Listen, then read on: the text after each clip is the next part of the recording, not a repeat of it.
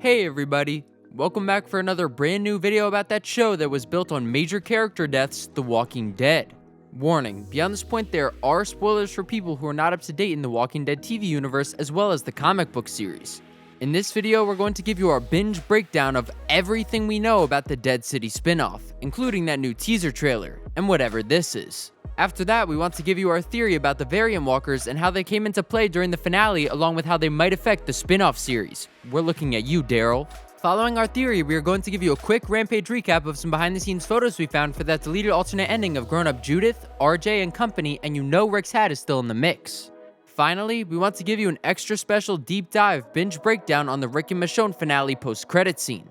Is Rick's revenge coming, or are we just gonna get Rickrolled? Before we talk about the first family of the apocalypse, let's take a look at this Dead City promo. Binge. Rampage. The first shot shows a more classic-looking Negan tucked away in a corner, seemingly hiding from the blurry figure in the background of the frame there. There's something shiny on this guy's head, which we'll get into in the next shot, where we see Maggie is also hiding at the same location, and the person that they are hiding from has a cool-looking modded motorcycle helmet and some kind of weapon in their hands, but it's tough to say what exactly that is. If Negan and Maggie are both hiding, we know this guy must be very dangerous. We'll get more into this character later on in the trailer when we see them again. After that, we get a gratuitous walker shot on a city street with a parking garage in the background before the trailer cuts to a very angry-looking character who is played by former Friday Night Lights actor Gaius Charles. What's up with the hat? Is it just practical, or is he in some kind of religious community? Whoever he is, this dude looks angry. Is he the same guy from that behind-the-scenes teaser? The new character opens up a book and looks at a list of different American cities, focusing in on Manhattan. We imagine this is some kind of atlas, and this character has to go on a mission to New York, while he will run into our favorite odd couple. Following that moment, the action cuts outside where the character listed as Amala, played by actress Karina Ortiz from Orange is the New Black, uses a couple of deer antlers to make a noise. Probably to attract some walkers or as some kind of signal to someone she knows. Seeing Negan kind of sitting crisscross style like a kindergartner is kind of awesome. Doesn't he look bored here? The teaser trailer then cuts to Negan following some guy and possibly Maggie through a beat-up looking area. The message written on the entryway they are walking by is more than a little disturbing. Who's Dawn? What are they killing at the Lincoln Center? We're guessing only walkers, because why risk warning the person you're trying to kill with a big written message? Unless, are smart walkers becoming smart enough to read? Maybe in another 12 years. The next set of shots shed some light on the motorcycle mystery person from the beginning of the promo. First, we see some random walkers who are distracted by a shiny light before we get to see who's beneath the helmet. Jelko Ivanek. This actor has been in a ton of stuff and always plays a kind of menacing, authoritative figure. We especially liked him in True Blood. What will his role be there? It's unclear, but the character seems important as he wasn't allowed to be listed on the IMDb, so his association with the series hasn't been known until now. Our big question is Jelko friend or foe? We're leaning towards foe, big time. After that, the trailer cuts to one of the weirdest walkers we've ever seen. He seems like he's being born here. Is this atrocity possibly hanging by his arms and he's finally wiggling his head out of his torso? Whatever it is, this is low-key terrifying. What do you think? What the fuck is this? The teaser trailer then cuts to a shot of walkers rolling through a doorway like it's ladies' night at the club. Are these smart walkers that open these, or were the doors just not fully closed? Following that moment, we get a sequence of a dude having a caged fight with a walker while people watch like it's a UFC fight. They must get bored in Dead City. Is this the Lincoln Center from that message, or is this just a zombie fight club? Where's the governor at? The next sequence we get seems to be Negan pushing someone off a balcony. If you listen to the noise, it sounds like a human grunt. But that could be a walker. It's impossible to say for sure. Is Negan back to his old ways? After a cut to black, the promo fades back in for a shot of the two main characters. The interesting thing here is that Maggie has her back turned to Negan. Are they completely trusting each other now? We know there will be some fighting from the leaked footage that people have posted online, but beyond the obvious tensions, do they still have that somewhat shaky understanding after the talk in the TWD finale? We think so, but time jumps can change a lot. The trailer then cuts to a series title graphic, and we're left counting the days until April when we get some more Maggie and Negan action.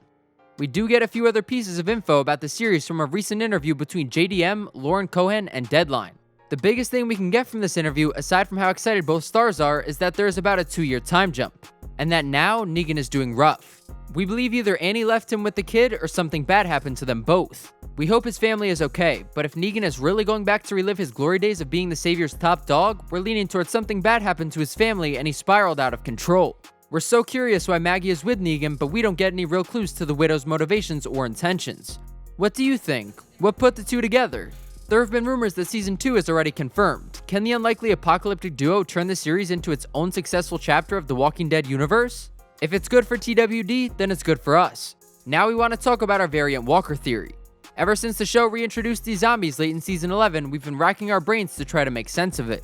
It's just so strange that out of all the survivors we've encountered, nobody ever said, there are some walkers that can open doors and use tools. They are dangerous, be extra careful. It makes these smart walkers feel forced in by the writers, unless there is some deeper meaning to their sudden reappearance. We went through interviews of multiple high-level members of the behind-the-scenes team for some clues, but didn't get much. Angela Kang initially gave no explanation on the thought process behind suddenly reintroducing the variant walkers, although she has made some other comments since then justifying their presence. In an interview with TV Line, she did say there's more behind the story of these variants and that she could get in trouble for letting out any details aside from what we already saw in the World Beyond finale of the fast-running extra-strength walker. Greg Nicotero had his own reasoning for the old/new fangled walkers. The idea of the variant walkers really goes all the way back to Season 1, Episode 2. When we got into the last season, there was a lot of discussion about not breaking the rules because these rules were established in the beginning of the show. We understand that the walkers have been shown before. The weird part is that they disappeared for all of those years, and clearly none of our survivors from all over the country have seen them, and all of a sudden they just pop up again out of nowhere. The reintroduction of these variants into the walker population is what is weird to us. Scott Gimple's comments are the ones that have at least helped us to understand that this isn't just some random evolution. Or at least we hope not. They were whispering to each other.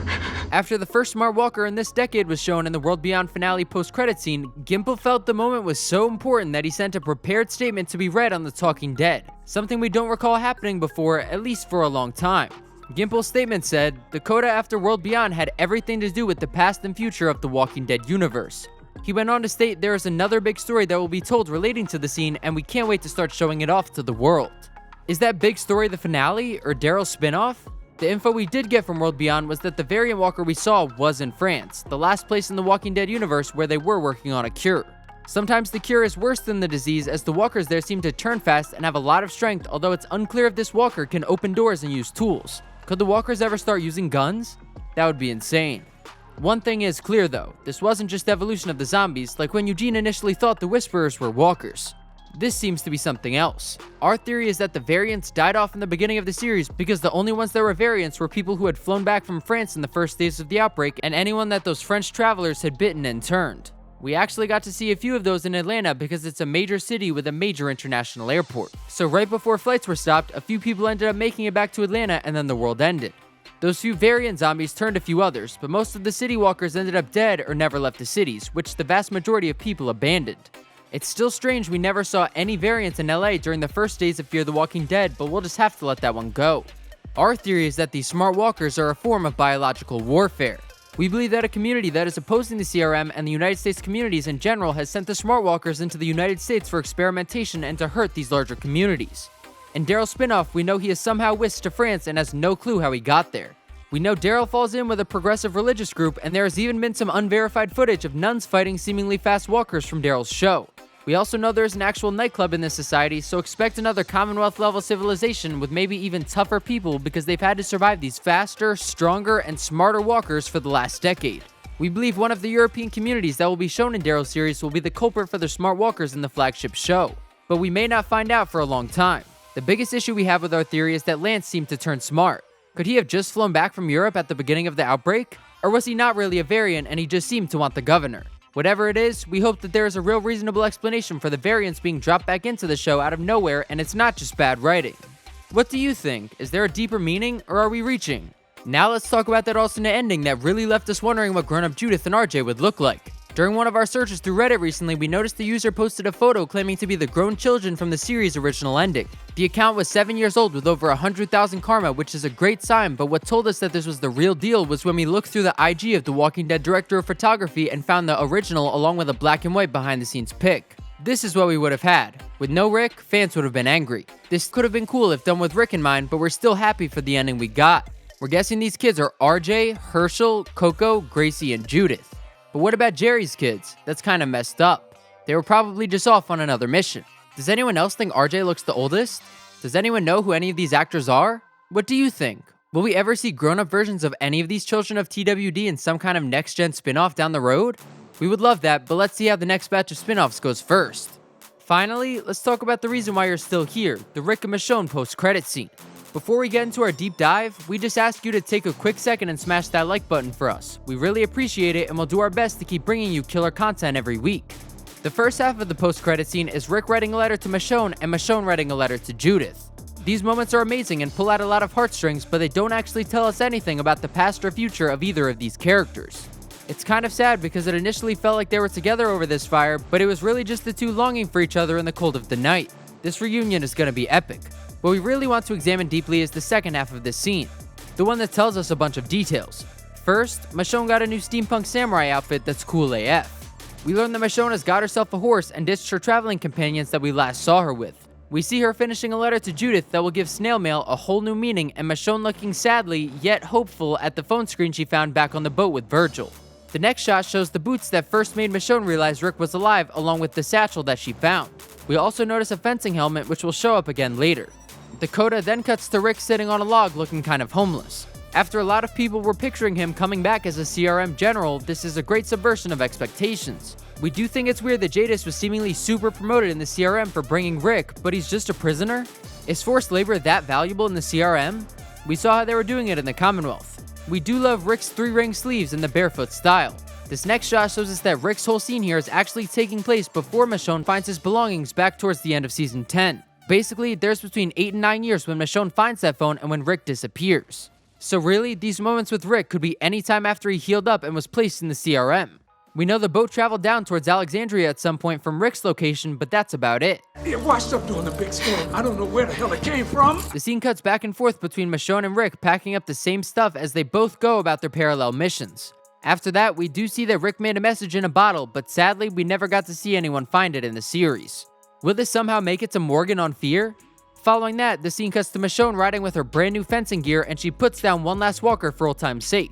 Rick gets dangerously close with his bare feet to these floor walkers so he can drop his message in a bottle, but as soon as he does, he hears a helicopter approaching and he knows he's in deep shit.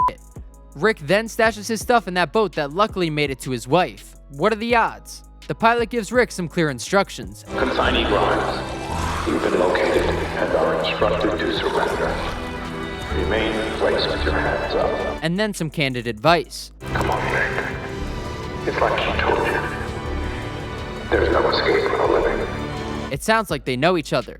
Someone on Reddit thought this was the voice of Giancarlo Esposito, amazing actor and AMC All-Star. Could they be setting up such a big-name actor so early? We kind of doubt it, but he is very connected to AMC and could be a fan, so we won't rule it out. What do you think? Is that Gus? Where's Walter White and Jesse? We did notice in the behind-the-scenes making of this scene that Nicotero read for the pilot and he had slightly different lines than what we heard in the episode. Come on, Rick. There's no way out. And you're the only one who wants out anyway. Why does nobody else want to get out? In the world beyond, the Civic Republic people definitely sometimes wanted out. Was this some sort of special unit of survivors that was forced to go on missions? We noticed Rick's gear was in World Beyond for people assigned to a detention center that draws in walkers to destroy them and clean them up, but are there other kinds of forced work programs for beastly survivors like Rick Grimes? We're leaning towards that rather than Rick just being a glorified zombie garbage man, but it's tough to say anything for sure. After that moment, we get some dual close-ups of the separated couple and then some heartfelt fan service with great moments and audio bites for past and present cast. Michonne rides off into some wastelands that could be a lot of places in the United States. What do you think? Where is Michonne here? Is she in the Midwest? We have no clue. The scene then cuts away from Michonne for good and lands on Rick Grimes, where we see a pretty beat-up looking city skyline in the background. According to this guy, the city is Philadelphia and that is the Delaware River. We have to turn this tiny little snake pond into the Delaware River with Philadelphia destroyed in the background. They did a good job of turning rural Georgia into Philly. As yet another helicopter descends down on Rick one last time, we see a new look in his eyes and the scene ends on a huge grimy smile. Who or what did he see? Could that be Heath? Could it really be his brother Jeff from the comics? Seeing as this happens before season 10 episode 13, the options are limited. It could also be Jadis as she initially saved his life, but that doesn't look like a smile for Jadis. What do you think? Who is in that chopper? Has Dog been sneaking off to meet Rick all this time? Thanks so much for watching our videos, everyone. As always, we're on the lookout for any new promo videos or insider interviews to help prove or disprove all the rumors and theories out there about our favorite series that closes one door just to open 3 more, The Walking Dead. Please let us know your thoughts in the comment section below. Follow us on Instagram, Twitter, Facebook, and TikTok at Binge Rampage. Click the notifications bell for our channel so you can see our next video as soon as it comes out, and don't forget to subscribe. I wouldn't be the man I am today if I hadn't met you.